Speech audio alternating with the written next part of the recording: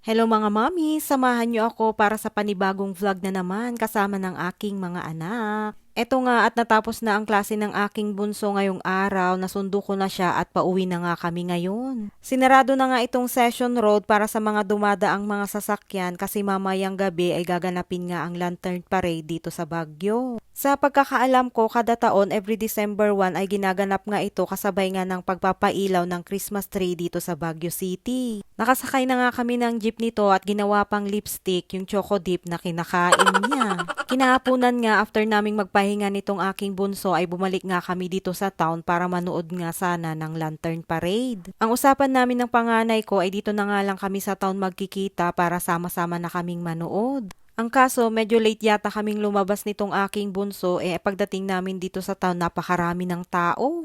Ang usapan namin sa post office na lang kami magkikita para doon na nga lang kami manood ng Lantern Parade. Pero tingnan nyo naman mga mi, sa dami ng mga tao at siksikan pa, paano kaya kami makakadaan at makapunta nga doon? Ayoko namang pumilit dumaan dyan baka kung mapaano nga itong anak ko kung nasa kalagitnaan na ngay kami ng maraming tao. Kaya nga nagstay na lang kami dito at dito na lang namin hinintay na mag-umpisa nga yung Lantern Parade. Tinawagan ko na nga lamang yung anak kong panganay kasi nandun na siya sa may meeting place namin dun sa may post office na hindi nga kami makapunta doon kasi nga ang daming tao. Okay lang naman daw kasi kasama nga niya yung mga kaklase niya at mga kaibigan niya. At eto na nga mga mi, bago mag-umpisa yung Lantern Parade ay pinailawan nga muna yung Christmas tree dito sa Baguio pero hindi naman namin makita sa dami nga ng tao. Pati nga din yung fireworks display na gusto nga rin naming panoorin ay wala din. Pinakinggan na lang namin yung tunog ng mga fireworks.